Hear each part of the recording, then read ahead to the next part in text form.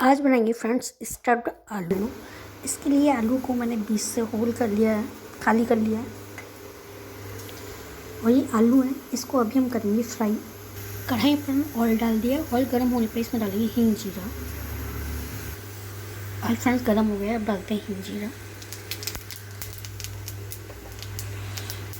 हल्दी पाउडर, धनिया पाउडर, आलू। तो फ्रेंड स्टफ्ड आलू के लिए स्टफिंग तैयार है और गैस करेंगे ऑन। और फ्रेंड्स से ठंडा होने पर आलू में स्टफ करेंगे। फ्रेंड्स आलू हो गए ठंडे, अब करते हैं इनकी स्टफिंग। तो फ्रेंड्स देखिए आलू की स्टफिंग कर दी है मैंने इसमें, और अब करते हैं फ्राई।